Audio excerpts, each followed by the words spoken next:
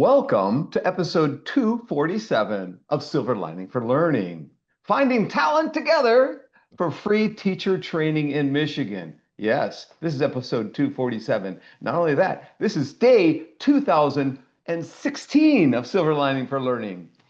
And today we have with us guests from the UP of Michigan. I think for the first time, three of our guests are up in the UP in different places in Thompson, in Marquette, and Escanaba. And also from Ann Arbor, actually Ypsilanti.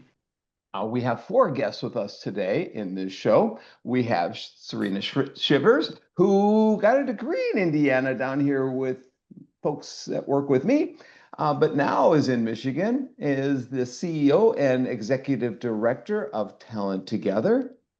And she brought with her three other colleagues, Amy Peterson, Talent Together Regional Program Director, along with Chelsea Burke, Talent Together Education Development Specialist, and Ken Taylor, Talent Together Teacher Graduate, who's got a wide range of experiences that he'll be sharing with us today.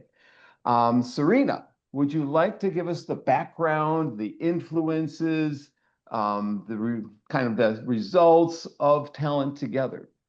Well, thanks again for having us. As Kurt shared, my name is Dr. Serena Shivers, and I am the proud person that gets a chance to lead these amazing people doing this phenomenal work here in the state of Michigan.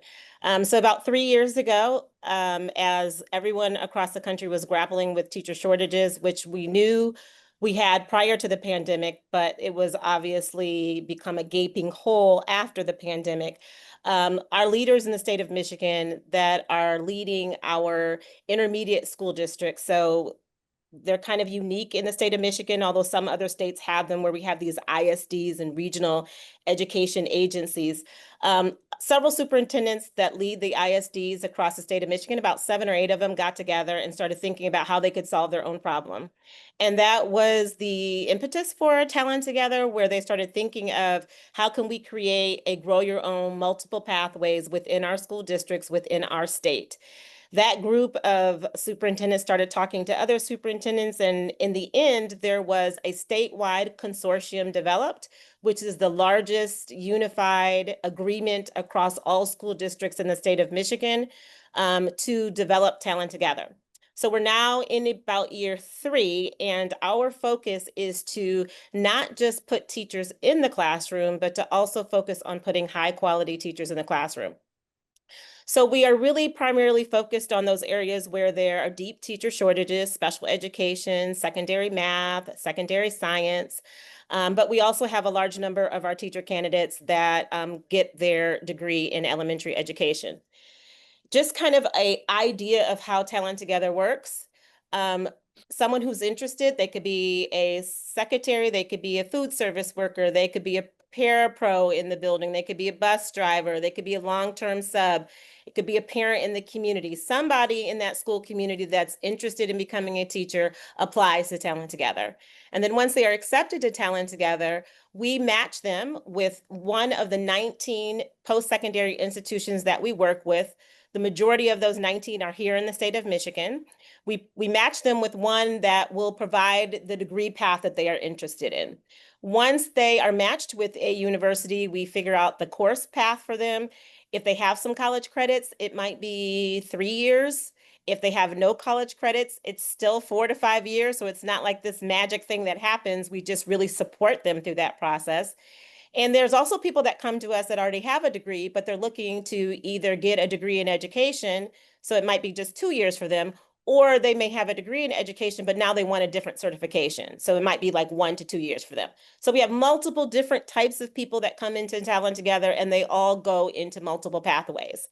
Once they are in that final year of their coursework, they then enter into what we called a RAP year. And RAP stands for Registered Apprentice Program. We are partnered with the Department of Labor, and so we are the largest registered apprentice program in the country. And that last year of being a part of Talent Together, they go into apprenticeship model, just like you think about welding or electricians, and they spend an entire year with a certified teacher. So that mentor teacher coaches, mentors them. They do co-teaching together from September until the end of the year. And then that's when people like Chelsea, and I'll let her talk in just a moment, where Chelsea pushes into that classroom and she supports not just the teacher candidate, but she also supports that mentor teacher. And she provides for them instructional pedagogy, observations, coaching, mentoring, and all things teaching and learning to get that teacher candidate ready to complete that RAP year and then become a certified teacher. None of that happens within Talent Together without the amazing people like Amy on the screen. And Amy is one of 4 regional program directors in Talent Together. If you look at the state of Michigan, I always do the mitten here, it's kind of like broken into 4 parts, right? And so each one of those RPDs, like Amy, kind of make sure that the program happens in their area. And so they support people like Chelsea. They support another part of our program, a person called a Success Navigator. Success Navigator is someone that makes sure that they're registered for their classes, make sure that they are knowing how to navigate the PSI, kind of like an advisor at the post-secondary, but they're hired with Talent Together to kind of help remove barriers during that enrollment coursework process up to the the registered apprentice process. And then it's just important to note that the 19 PSIs that we work with, they all provide their EPP program virtually. That is a component in which we require, because Talent Together is focused on not just putting butts in the seats, but also making sure that we answer the call in our rural school districts. Some of them don't have a post-secondary institution within 3 to 4 hours. And so this allows for Talent Together to be accessible by everyone in the state of Michigan, no matter where they live and no matter how close they might be to a post-secondary. I think I've covered most of it. The last thing that you asked me to talk about, Kurt, was our success. So before I do that, I want to just turn it over to Amy to talk about like what she does to support the regions. And then Amy, if you can turn it over to Chelsea, and let's hear about what it looks like boots on the ground. Yeah, because success could come later. It's, we can cover a lot of territory first. So yeah, Amy. Good morning, Kurt. Thank you. And yes, thank you, Dr. Shivers. So yes, I am the Regional Program Director for Northern Michigan for Talent Together. And the Northern Michigan region includes all of the Upper Peninsula and the Northern Lower Peninsula. So one of my main roles is to support this regional team. And as Serena was describing, we have 2 success navigators, 2 educator development specialists, one of which is Chelsea. And my main role is to support them so that they can support our candidates. I've been an elementary and middle school principal, and my most recent position, I was the superintendent on Mackinac Island. So I feel like every single day I'm using those experiences and really those relationships that I built during that time to be able to support our candidates. And another big part of my role is really just to kind of help manage this program quality, within our region. And as Serena was describing, with the state of Michigan being divided into these 4 regions, they all look very different. And just our regions are different, our teacher needs are different, but all of them, just really struggling with having teachers in their classroom. And as Serena talked about, it's not just putting teachers in classrooms, but just that very high quality in giving them that experience during that year.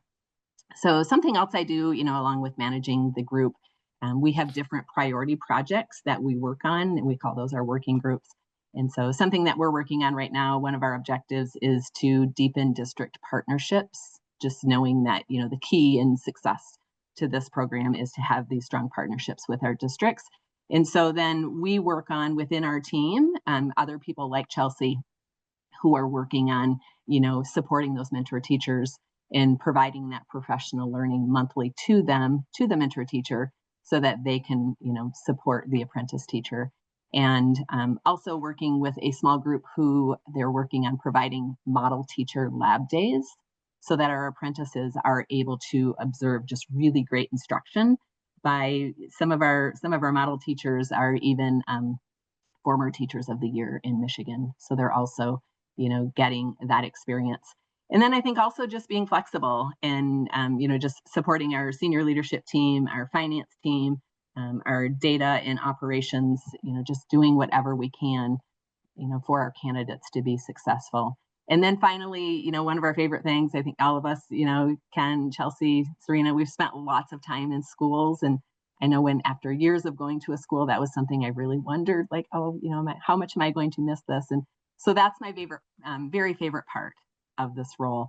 Last year in May, Serena, I know you said she wasn't from the UP, but she did come to the UP and she visited us, and Chelsea picked her up, and we met Ken at the school that he was teaching at. So for the, the four of us to come together and watch Ken in action as he was, in front of the students that he was working with is really just something I'm honored to be able to do. And just continuing to support our candidates in working with our districts and our superintendents. We were in Munising in May, and Serena and I listened to the superintendent, just really talk about the needs that they have in their districts. And so that then, just thinking about the retention and just the recruitment of our candidates, and then also trying to match that up with the district's needs. So very honored to be here, love to do the work, and happy to support the candidates. So now I think Chelsea will talk a little bit more about what the apprenticeship program looks like. Yeah, thanks, Amy. Hi, everyone. I'm Chelsea. I am the Educator Development Specialist. I'm one of two in the Northern Michigan region, so I primarily focus on teachers in the Upper Peninsula. My role is primarily to focus on those teacher candidates who have gone through their coursework, and they're usually in that last year of their coursework, typically when the student teaching happens. And we are lucky enough to put them in an apprenticeship program with a mentor teacher. So it's just one really unique thing about our organization. And so the way it works is typically with student teaching, you have 16 to 20 weeks, you come in, you've got to work all day, you're not paid. It's a huge barrier to getting a teaching certificate, because we have so many wonderful people who aren't able to take 4 months off work to become a teacher because student teaching requirements are tough. So this creative solution of creating an apprenticeship program where we take a individual who's at the end of their coursework, and they're typically in that last year where they would do their student teaching, and we pair them with a mentor teacher to work all year. And not only do we pair them with this excellent mentor teacher, we also pay them 80% of the teacher's salary, which is a huge piece of this that allows so many individuals to not only get high quality instruction, watch high quality instruction, take part in high quality instruction, they're still able to meet the needs of their family and be able to continue to have their personal life not so impacted. So that's just one great part of it. But what I do is I work with the apprentice teachers and then the mentor teachers that we hire. And so these apprentice teachers, these mentor teachers are paired up, and then I come in and I support. Something we really value is developing teacher leaders. We know that there are so many great teachers in the classroom, and they're not always able to flex those skills or maybe reinforced in the way they should be. So this opportunity to be a mentor teacher, which they do receive a stipend from us, and then take place in monthly professional learnings with an educator development specialist, they get to take their teaching skills to the next level. So we're developing them as a leader in their building, in their classroom. They start out as a mentor and are by the end of the year, like they have coaching skills to be an instructional leader in their building. So that's really what we really want to emphasize is we're not just focused on the apprentice. We're committed to the entire profession, right? Just making it better all around. So that's one big part of it. I work with that mentor teacher. I help develop their mentoring skills, their coaching skills, how to co-teach, how to give feedback, how to take place and observe their apprentice teacher and hit on things, and how to have those conversations, those coaching conversations where we might be pushing some ideas or pulling some ideas out. Those are some of the things we work on. And then I also work with the apprentice teacher, of course. So they're with me for their last year, and their next year they're in a classroom. And so I work with them with anything they might need. It might be things with classroom management, things with transition, maybe student behaviors, maybe curriculum, anything to do with teaching. I'm there to help. We really do rely heavily on that mentor teacher to give that guidance, but I'm there as kind of like that underbelly support for those apprentice teachers. And so I'm able to go into those schools about 4 times a year and then some, and meet pretty regularly virtually with those teams of teachers. So that's, what I do. I hope I articulated everything well. Awesome. I'm sure you'll have time to ask questions later, but Ken, is it okay if I hand off to Ken? I want to Right. pump up Ken. So I want to give them some data, and then I'm going to pump it up and let Ken, because Okay. Ken is our shining star, right? Some holes I want to fill is that we pay full tuition. So if you're wondering like who's Okay. paying the tuition, we pay the full tuition cost for them to attend, no matter how many years are in the program. As Chelsea said, that apprenticeship year is a game changer because we give them 80% of a teacher's salary and full benefits during that year. We pay the mentor teacher, which Chelsea mentioned, $7,500 for that year, which most mentor teachers don't see close to that when they're doing the student teaching. We have had almost 7,000 applications in the last 3 years. I just want to say that again. We've had almost 7,000 applications in the last 3 years. So anyone that says no one wants to be a teacher is wrong. What they want is some help and support in removing the barriers that are preventing people to enter into the teaching profession. In this short 3 years, we've put almost 200 people in the classroom. We're close to putting 400 into the classroom by the end of this year. We currently have 1,200 teacher candidates in Talent Together, and we survey them each year, and across the board, 90% across the board, whatever we ask them, they feel like Talent Together is removing barriers. Talent Together is supporting them in their teacher coursework. Talent Together is ensuring that they are ready for the classroom. And out of all of the candidates we've had so far, we have over 85% retention rate in people entering in and staying into the program.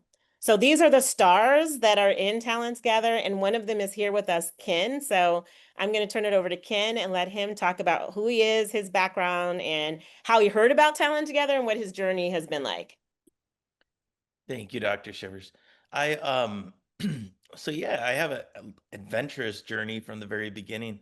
I started out, I was in school, I did some theater, I graduated with a degree in theater, and then I got some more interest in. I had to touch on every little bit of interest I had. I think my mom always said, she said, "You're going to be everything by the time you're done." So I went from theater, and then I went into law enforcement. I always had an interest there, in law enforcement, forensic science, stuff like that. So I ended up, long story short, I ended up being a school resource officer for 10 years, 14 years of law enforcement altogether. And that was on the Hannibal Indian Reservation in, just outside of Escanaba. So I did that for 13 years, and then after that, I had decided another change, and so I pursued a degree in funeral service. I think it goes with just the being around people and helping people in any way I could. And I always tried to find professions that had some type of honor to them, or something that was noble to me. I've always been in that pursuit. So I did that. I ended up doing that for about 8 years. Ended up back as a school resource officer, I think because of my love for being in the school. And then, once I concluded that period of time back in the school, I thought, I really need to be with these kids more. I need to find a way to do it. I've always had a desire to be a teacher, but like everyone on here has discussed, there were so many barriers that were in place. And then, I'd normally do, I started looking, and all of a sudden I find Talent Together. And I had seen other programs, but nothing as thorough. So I stumbled on Talent Together. I did one of the first seminars, um, and that I know that was very intriguing to me. Answered a lot of my questions, and I found that this was one of the routes I was going to take if I could get accepted. And the fact that your tuition was paid for was absolutely incredible. Um, Having a career, having a family, children, I wasn't going to get through that without having some type of salary during the process. And then I got in. I was accepted, thankfully, to the fine people here. I did a year of studies. I did my apprenticeship year. Um, Having all my other careers, I had enough college credits, I think, to have a PhD by that time. But fortunately, it led me to becoming a teacher. I did my apprenticeship. Um, Talk about a thorough program. I never once felt like I was by myself. Any question I had, there was, Chelsea there to answer, or our regional director, or somebody was always there to answer my question. Um, and it seemed like with Talent Together, there was always a backup. If you couldn't get it from one person, you could get it from the next. Um, so it's because of them that I've been so successful. Um, and now I'm teaching in Menominee, Michigan, 4th grade, classroom of my own. And I don't end up reaching out to Chelsea much because of how well prepared they've made me. So, but I know they're always there, and I appreciate it. Thank you. Well, it's great to bring you four back together again Yeah. and have you meet virtually. I want to go to the co-hosts who might have questions, but I'm going to ask Chelsea a clarification question first. And I might ask Serena some, but I want to introduce my co-host. Chris Dede is coming from Harvard out in Boston area. Lydia Cao is coming from Toronto, a new faculty at the University of Toronto, and just starting her first semester as a professor. Young Zhao, who's at the University of Kansas and often lives in his house in Oregon, so he's back and forth, and also in Australia and China and other parts of the world. We're fortunate to have the three co-hosts with me today. Punya Mishra's not with us today, but did the blog visual for us again. Chelsea, just a quick question. How many mentor teachers are there? And do you have a curriculum guide or guidebook that if anyone is in another state, they might want to they'd find out about your pedagogical techniques and innovations that are taking place there? I mean, have you documented what you're doing, or maybe what these mentor teachers have told you that is successful to them? Or have you done a survey of their pedagogical techniques and compiled it in any ways? I mean, how do we find out more? So we each have like a portfolio or a caseload of teacher candidates, probably between 12 to 20 teacher candidates that are in their apprenticeship program. And so each of them would have a mentor teacher. So that's typically the amount of individuals you would work with for that program for that year. When it comes to a scope and sequence or a curriculum guideline in which we follow, we don't have anything set in place. And I hope I don't speak too forward with Amy and Dr. Shivers here, but that is because we know good teaching isn't one size fits all. And so what we are lucky enough to do is we're able to bring together 9 educator development specialists who have decades of experience in various different classrooms. My background, special ed, we have background in elementary, background in science, we have past school administrators that are here, and we come together with all of our areas of expertise and all of our training and say, what is the best way to reach these mentor teachers and make them coaches? And so it's not okay, we're going to do this cookie cutter option for you as mentor teacher. It's a little bit of this and a little bit of that and a little bit of this. And then it becomes really individualized to the mentor teacher and the apprentice teacher based on their needs. Do we have a scope and sequence of the professional learning we deliver? Yep, we do kind of focus on starting with mentoring, move towards co-teaching, and then developing them into a coach as an instructional leader, but we really fine tune our supports based on the individual we're working with, as any good coach would, right? And based on the needs of their classroom or the needs of their district. So I wish I could tell you that I had the answer to how Whip we it out, develop Chelsea. Whip it out. but really it's just like, what are all the great things that are out there and how do we bring them together and Yeah. how do we take them forward? And that's what the EDS is, we try to The, do. the only thing I'll layer on is that because we are a registered apprentice program, we do have standards by the Department of Labor that all teacher candidates have to meet. We consider them to be like the floor, not the ceiling. But there are uniformity in apprenticeship and standards and kind of a check of certain behaviors and experiences that they have to have, and they have to meet a certain threshold in order to complete those standards. And so there is some uniformity on expectations, but to Chelsea's point, we layer on all of the things that we know about good pedagogy and methodology on top of those things that are requirements from the Department of Labor. It sure sounds like there's a dissertation or two or three that are possible, so, or a class project that might help you out, finding out a little more insights, anyhow, from an outsider point of view. I have many questions, but I'm going to turn it over to Young Zhao, who's got one for you. So, Young. Well, thank you. So I have really a bunch of questions, but I'm going to ask just two basic ones to get started. Number one, Dr. Shivers, you mentioned about money. Money is big, right? So is it, you pay the tuition, but where did that come from? Is that money come from your pocket, or you have somebody gives you that money? So that's the first question. Can you answer that one first? I can.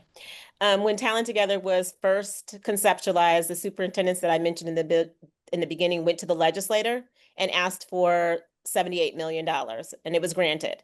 And so that was the startup that was given through state appropriations. There was legislation written just for Talent Together to receive that money for Grow Your Own. We have now gone back to the legislator and asked for $25 million each year, which will allow us to bring in 400 new teacher candidates each year. And I'm happy to say, as recent as yesterday, we found out that we are in the state budget because the state budget was just signed off on yesterday. So we will be able to continue to bring in teacher candidates going forward. So we are truly a state model, and the legislator, we have support on both sides, right? And so they see this as being a great model of really handling their own problem within their state.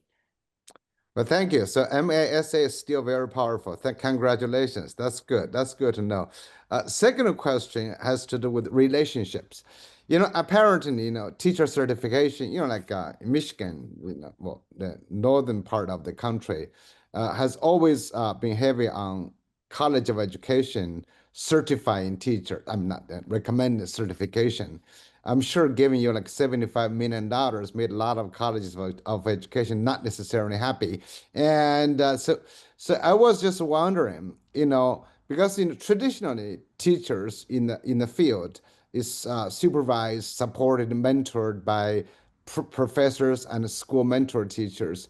So how are you working with others? Does the state give you the power to issue credits? Or do you still have to use other universities' credits to do it? That's a great question. So as I shared, we are partnered with 19 post-secondary institutions. And once a teacher candidate enrolls in that institution, they follow their teacher educator preparation program just like anyone else. We have relationships with the deans and with the teacher colleges in all of these universities. And to be honest, Young, the reality is that they also had a shortage of people that were enrolling in their EPP program. So we pay the tuition. So while, you might think that they were like, wait, what? Talent Together got this money? Actually, we give them completers because we pay the tuition. And one of the main reasons why people drop out is they can't afford to go to college, right? So the universities actually are some of our biggest supporters and partners. But, I would be remiss. I've been at the post-secondary level. I know many of you, all of you have been at some level, either a student or the experience. They are some of the slowest institutions to change, right? And so we've definitely had to have some hard conversations and move very respectfully through this, process, understanding that universities have layers of bureaucracy and challenges, just like any other institution. But for the most part, we have been able to bridge that gap and create very positive relationships with our PSIs. The last thing I will say is that we are really committed to teacher quality. And so what we are hoping that we also do as part of this process is give the PSIs something to think about as it relates to teacher quality and what that looks like and what teachers need, not just to get into the classroom, but to stay in the classroom. Kurt, you mentioned research, so I didn't say this, but you all would be interested in knowing that EPIC at Michigan State University is in the process of starting a longitudinal study with us. To begin to answer that question on what does a teacher that goes through Talent Together look like? And are we ultimately keeping people in the profession and then ultimately impacting student learning?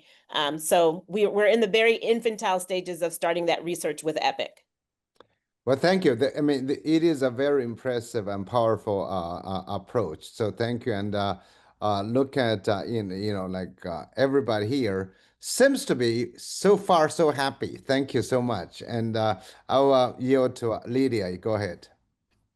Thank you, Yo. Thank you, everyone. I think this is such a powerful model that you really removing these barriers to make teacher education more accessible and bring talents really into the classroom. So one question I have is, you have an application process to get into Talent Together. What are you looking for in a potential teacher candidate while you're selecting them? And I have a second question. I think Ken maybe be able to answer that. Is you jumped across different careers, and a lot of time it's really hard to envision yourself and take on a new identity to be in a different career. If there are some talents out there who are on the fence of I have done X career for this many of years, can I really imagine myself to be a teacher? Can I really imagine myself going back to school? What advice and encouragement you would give them? Yeah, that's my two questions. Amy, do you want to take the first question on candidate, what we're looking for? Sure. Yeah, thank you. It's a great question. So this last round, this last cohort, we had about 180 applications for the Northern Michigan region, and we were able to accept about 24 of them. So with our Northern Michigan team, we really went through all of those applications and, just really looking for the candidate who, we thought would be successful within Talent Together and, grow to be a great teacher. So I would say, something that we're looking for is, someone that has a growth mindset, who is willing, and just committed and dedicated and ready to get started. We also work very closely with the districts. And so, we rely on them, and that kind of goes back to that relationship piece. So when I'm working with the districts in Northern Michigan and people are applying, I'm reaching out to, the people they're working with, their school administrators, their principals, their superintendents. And this may be people, that they've been watching, maybe it's been someone who's been a para, maybe it's been a bus driver, maybe it's been a cook, in Ken's case, maybe it has been their liaison officer, and that school administrator is seeing that potential. I learned about Talent Together when I was the superintendent at Mackinac Island, and we had a parapro. She was the parapro in preschool, and every single time I went in there, I just thought about how strong she was and how she would become a great teacher. So she kind of fit that model. She already had a bachelor's degree in something else. She would be okay with me saying on a live podcast. She had some barriers that first time she went through college, but she had the bachelor's. She had grown children. She was, really so committed to being a classroom teacher. So she kind of met that model and was able to go through Davenport and grow and get the skills. But I would say someone who is dedicated and committed to being a teacher. And I know, Serena, you said just about the first part, but the second part to your question about, I have 3 children and none of them are educators except for one is a school psychologist. And I think about, we hear about and so many negative things that are happening in our schools. And I think, Chelsea will agree, as we are in our schools, there are so many great things, talk about the silver lining, there are so many great things that are happening in our schools. And after being in education for, 30 plus years, I honestly have never regretted going into education, just because of, the great career that it is, and, the opportunity to, to have an impact on our communities. And so I would encourage, and we hear candidate stories daily. In weekly, we share a candidate in every single week, someone in the state of Michigan. We are hearing a story of, I've always wanted to be a teacher, but I couldn't afford it. I didn't have, and now we see pictures of them sitting in front of their students, so happy to be a teacher and then continue to get this support. So I would say someone who's dedicated, committed, open growth mindset, and willing to learn. Ken, you want to weigh in on making Yeah, that I shift, think, what you were thinking? thank you. Absolutely, I support everything that was just said. And I'm an out of the box kind of thinker. So if you tell me I can't do something, I'm going to do it. But even more important, I think, it's all about, you can't be afraid to reinvent yourself. Especially today, I think people are, if you get stuck, even current teachers, if you're stuck and you're not happy, then I think you have to look inside yourself and say, is this something I really should be doing? Or should I be doing something else? Who am I benefiting? But I think there's a lot of people out there who want to be teachers, and there's been so many barriers, or there's the negatives, but there's I mean, for every negative you have a million positives. um I think I shared this story with Chelsea and the team the last time. I had a student that I connected with. I love movies, I love film, and I had talked to the student. He was a very shy young man last year, and he would he would draw these little pictures. Well, I realized after a period of time he was doing little storyboards for movies, and so I talked to him more about it, and we had a really good relationship that we built, and my mentor teacher encouraged it. Thankfully, she was wonderful. Um, and I remember at one point asking him, do you, when you get to the Academy Awards, will you make sure to invite me? And he had looked at me, and he said, "Oh yes, I'll invite you for sure, Mr. Taylor." And then a little while later, he came up and he said, "Mr. Taylor, how many movies do I have to make for you to live forever?" And that was just one of those moments where it made me feel good about all the times I've reinvented myself and not foolish. So I know I'm in the right place, and you know, I'm always going to appreciate the people that helped me to get there. And so for those out there that are wondering if I should do it, make the leap. It'll be worth it. That's great. So we go from Lydia to Chris with a question. Chris.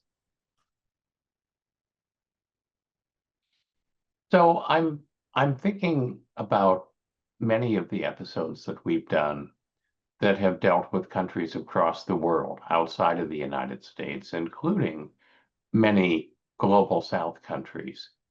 And often in those countries, a lot of what the kids have is paraprofessionals.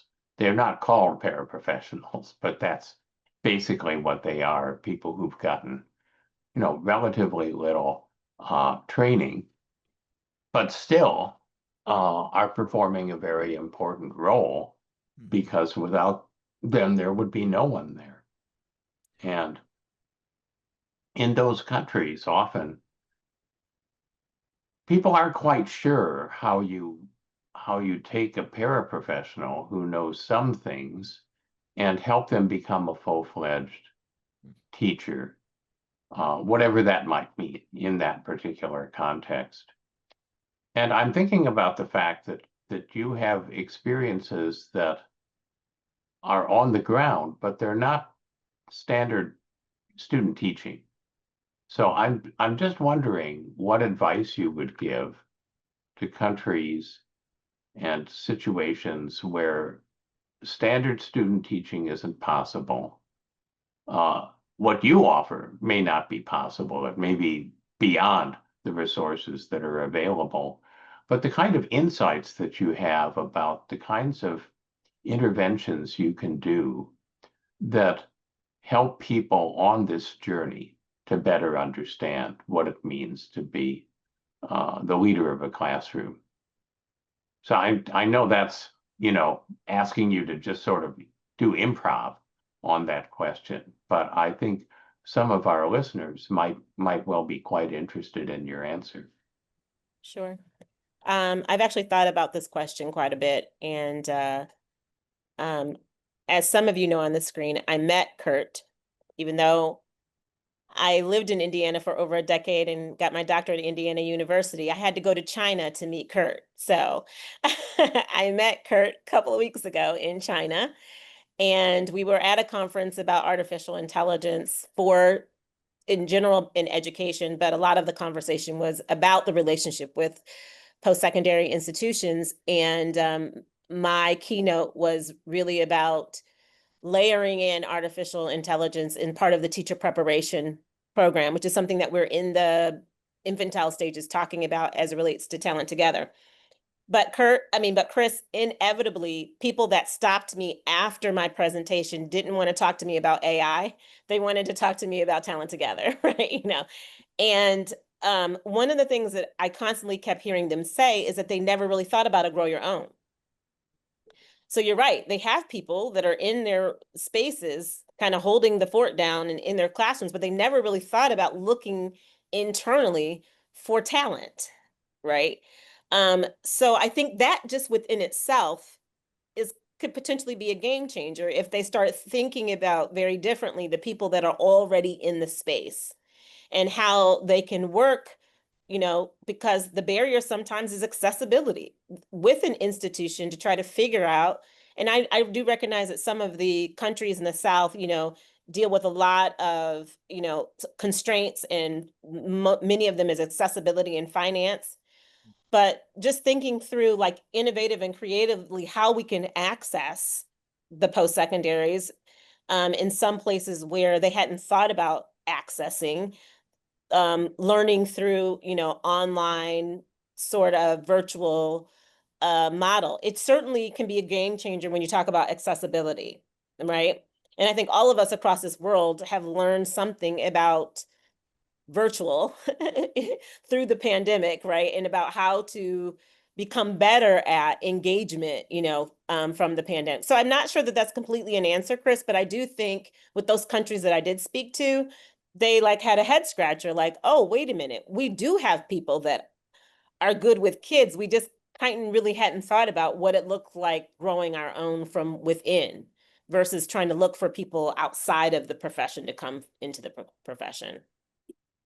Do any of the rest of you have insights that you would like to add about this?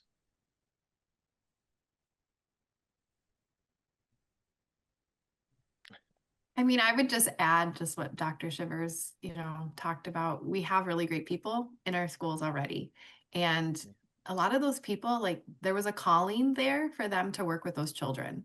And they might have really good gut instinct, and they might have a really a natural presence to work with children. And those are things you can't teach, right? And so if they're already successful with children in that state, just with the personality they have, giving them the pedagogy and the methods to try out and practice, and working with those virtual PSI options, I think it's a win-win for some of those schools. So we've covered a lot of territory. We've got about 15 minutes left here, just letting you know about time. I think Young has more questions for you.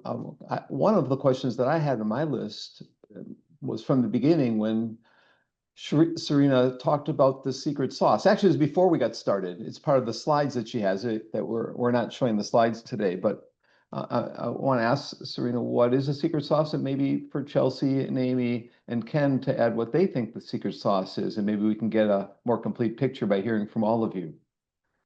Well, the secret sauce is Amy and Chelsea. So what I'm actually referring to when I talk about that is the people behind the process. And a lot of people that hear about Talent Together They just think we're just paying for tuition and that we're helping people get enrolled. And we say, good luck, come back to us when you're done. We'll give you a registered apprentice, opportunity and see you through. No, the secret sauce is really the people behind the day-to-day of the Talent Together. Amy keeps the things moving in the region. Chelsea keeps things moving once they get to the registered apprentice part. The success navigators keep things going from the time that they register and enter into the program to the time that they're ready to do their registered apprentice program. So it's a slide that I refer to as a secret sauce because it really is about the people and about the relationships that create like this 360-degree support around our teacher candidates to see them all the way through. Things as significant as them passing the state test. We provide the mentors and tutors and coaches because it does no good to get them all the way through the program and all the way through the apprentice part of it, and they can't pass that state test to become, a certified teacher. There is no there's a silver lining in the process, but there is no silver lining to the teacher. We take you through the same process that anybody else has to go through to become a teacher. We just wrap ourselves around you to make sure that you're successful and that you get there. Chelsea or Amy or Ken, you want to add anything to that? Special ingredients. Yeah, I think the other part of the secret sauce, Dr. Shivers talked about, initially when this idea came together for Talent Together, there were, I think, 6 or 7 ISD leaders, that started this conversation. So I think the other part to this is, now when they're on the Talent Together board and they're continuing to have these conversations about the sustainability of Talent Together, this was kind of their original idea. So there is such ownership. I joined Dr. Shivers one day last week when we were in Traverse City for one of our board meetings, and just listening to them talk about, just the ownership that they've had with this program, beginning with an idea and then seeing it through. And now talking to people like Ken, this last year we had about 23 apprentice teachers in Northern Michigan.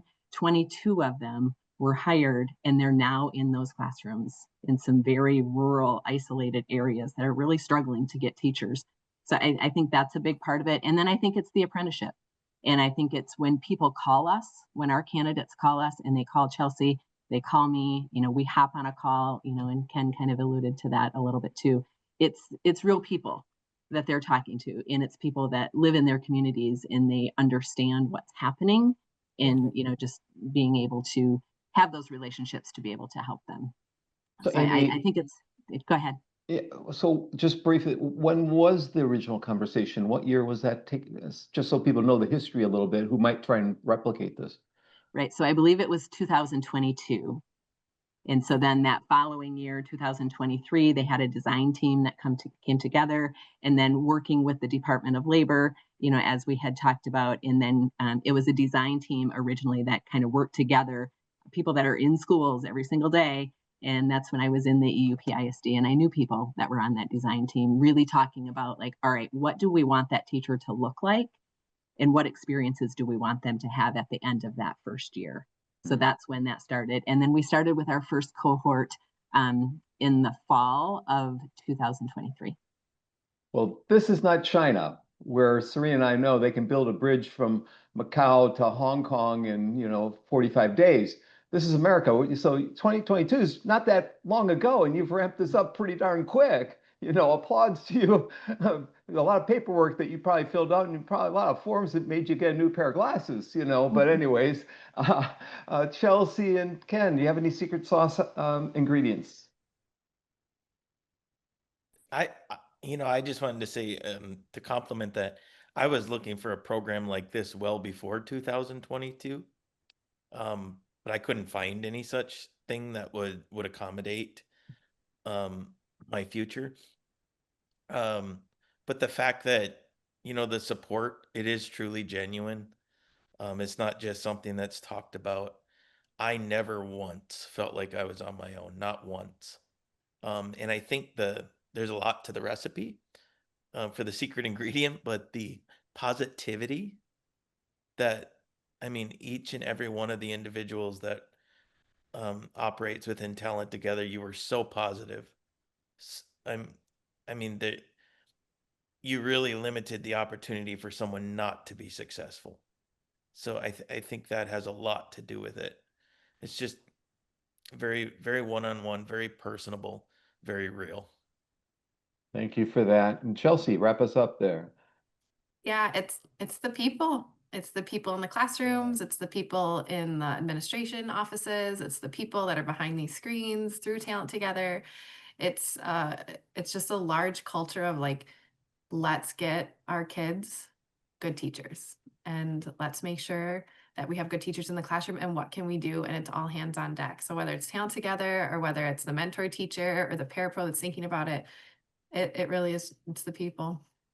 You know, I was totally impressed going to your website and seeing the people and reading a bit about them. You know, Serena, when we met in Beijing last month, I thought, you know, is you and just, you know, a couple other folks, but it's a large contingent you've got working with you, and they're quite accomplished folks that, you know, it's pretty amazing the talent together is put together. Young has a question. Young, want to jump in here? Well, thank you. This again is impressive, but this question really does not have much to do with necessarily talent together. But since we have you guys, four of you are on the ground in schools, so this is but has to do with preparing teachers. So you all know AGI has arrived. So AI is supposed to disrupt education in some way, somehow, curriculum, assessment, teaching, pedagogy. So I'm just wondering about from each one of you, you know, we don't have much time, just tell me or tell us a little bit about how AI is used or not used in schools. You know, I was just in Novi. They said, oh, we just banned it. I said, oh, okay. I said, wow, okay. So how and also if I mean, like, especially Dr. Shivers and Chelsea and Amy, are you engaged in discussion about possibly the way of using AI or not? Just a very quick way of doing that. Thank you. Yeah, I'll start with the conversation that we've had internally in Talent Together. We have talked about partnering with organizations like ISTE, which is what actually took Kurt and I, well, it took me, but where I met Kurt. And ISTE is the International Society of Technology and Education, and they have 4 EPPs around the country. They have working with EPPs to create a shift in the curriculum at post-secondaries to incorporate AI in the pedagogy so that they are preparing teachers that are ready for the classrooms of tomorrow, really the classrooms of today. Well, the classrooms of yesterday, right? We're kind of behind, right? But we've started to have that conversation internally, whether or not we should work with our 19 EPPs to do the same, to start being exposed to this alliance that will allow them to think differently about their pedagogy and about how they are preparing pre-service teachers to include AI in their pedagogy as they enter into the classroom. So we're in the very beginning stages of having that conversation, but we recognize that our EPPs need help in this area, right? Because just like you described with local districts, and I know the superintendent in Novi, he and I are really good friends, but you know, I know that that is some districts' answer, right? Like, let's just stop it, right? We tried to do that before with the internet, it didn't work, right? Let's just stop it and it won't happen. Kids are using AI already, and so we're already like 5 years behind.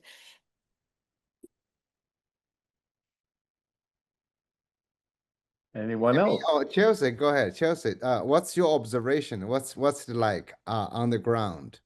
So there's some really great options out there for teachers to utilize when understanding that students are going to use AI. Something that's pretty common in this area, it's called an AI-ometer. And within each assignment, a teacher says, okay, you can use an AI from a 1 to a 3. A 1 to a 3 means you might ask it basic questions. This assignment, you might be able to use it from a 5 to a 7.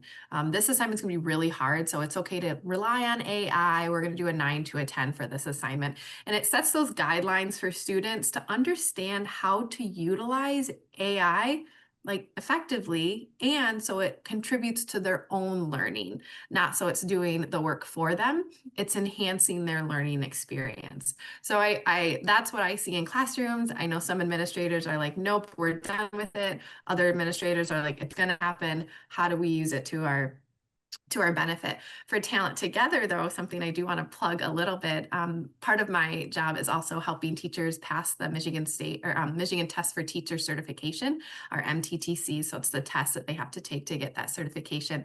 And we've been finding really great ways to use AI. You look at those test objectives and putting them in AI to help them create like practice questions, or even put it in language that's easier to understand for some of our candidates who might have English as a second language, or might have been, out of the world of academia for 15 years. And now they have to understand these really high intense or standardized questions that they're not used to. So we've been using AI a little bit to help some of our candidates. I think we'll see what's to come though.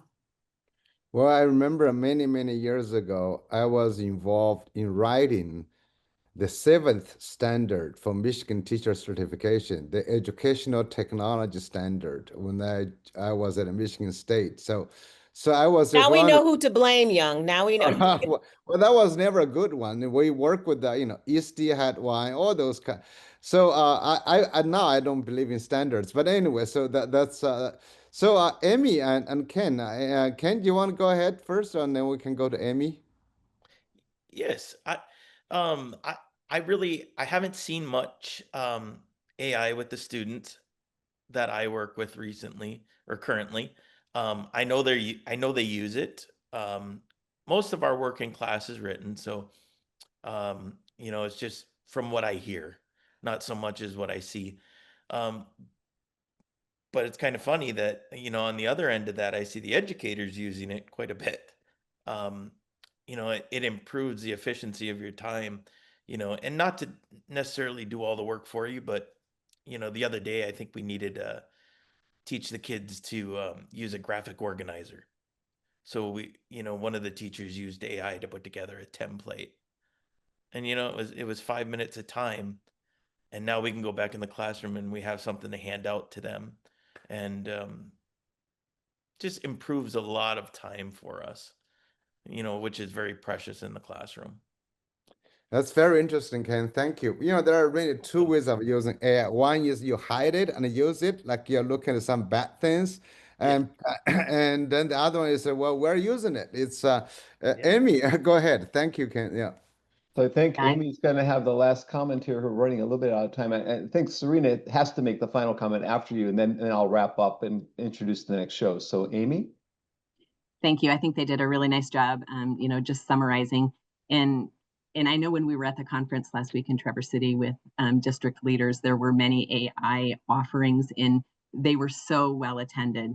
So I know school administrators also are trying to learn more about, the AI and how does that impact, their student handbook, and, what can they allow. But I think just working with our teachers in, finding ways to use it for them to be more efficient, whether it is on the administrative side or, just as they're analyzing data or creating any type of interactive tools for their students. But yeah, we're all using it. And so it's just a matter of talking about and learning about how we can use it in the best way for our students. So Serena, So maybe you can use your last 30 seconds here to talk about what's next, as well as whatever's in your mind right now. Okay.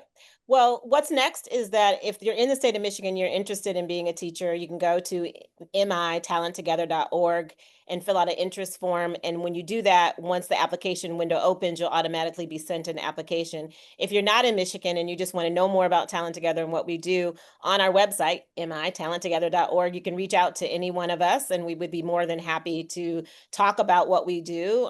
As you can see, we're very enthusiastic about it and would love to share. My final word is actually thank you to Ken. Thank you for entrusting us with your journey. Thank you for allowing us to put another amazing teacher in the classroom, and good luck this year with your first class.